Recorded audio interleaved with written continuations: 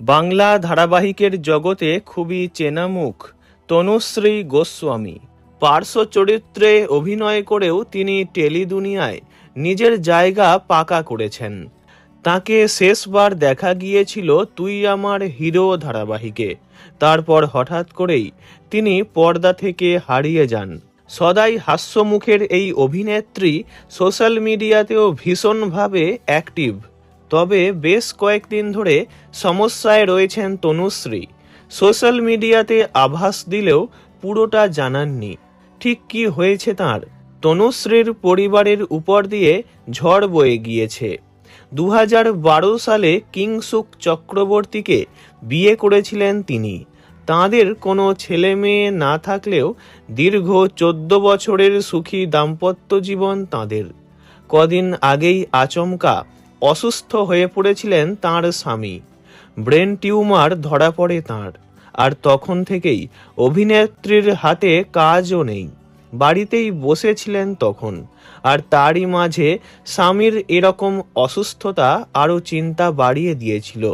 তনুশ্রী এক সাক্ষাৎকারে জানিয়েছিলেন যে তাঁর স্বামীর অনেক দিন আগে টিউমার হয়েছিল, তা ভালো হয়ে যায়, কিন্তু সেটা যে পুনরায় ফিরে আসবে তা বুঝতে পারেননি তিনি বা তাঁর স্বামী কেউই। তবে এখন তনুশ্রী অনেকটা স্বস্তিতে, কারণ স্বামীর অস্ত্রোপচার সফল হয়েছে। বাড়িতেও নিয়ে এসেছেন স্বামীকে, কেবল সেলাই কাটা বাকি আছে। এখন অনেকটাই ভালো আছেন তাঁর স্বামী কিংসুক। এই ঘটনার কারণেই তিনি নিজেও সোশ্যাল মিডিয়া থেকে দূরেই ছিলেন বেশ কয়েকদিন। তবে আবারও তাঁকে দেখা যাচ্ছে নেট দুনিয়ায়। এক অ্যাওয়ার্ড শোতেও তাঁর উপস্থিতি নজরে পড়েছে। তাঁর স্বামী পরশ পাথর ব্যান্ডের বাদ্যশিল্পী। সামনে নতুন করে অনুষ্ঠান হওয়ার কথা এই গানের দলের, ফলে তা নিয়েও চিন্তায় রয়েছেন এখন। তাঁর স্বামীর আরোগ্য কামনা করেছেন তাঁর টেলি দুনিয়ার সহকর্মীরা এবং বন্ধু বান্ধবরা। ব্যক্তিগত বিপর্যয়ের পাশাপাশি তাঁকে পেশাগত অনিশ্চয়তারও মোকাবিলা করতে হয়েছে।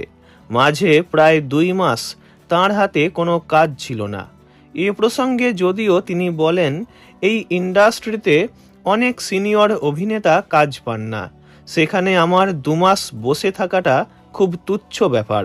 তবে তিনি সুখবর দিয়েছেন যে খুব তাড়াতাড়ি একটি নতুন ধারাবাহিকের মাধ্যমে কাজে ফিরতে চলেছেন তিনি।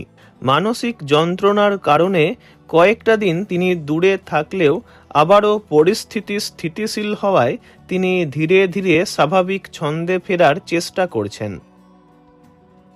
ভিডিওটি এইটুকুই। বিনোদন জগতের সব রকম খবরাখবর জানতে চ্যানেলটি অবশ্যই সাবস্ক্রাইব করবেন। ধন্যবাদ।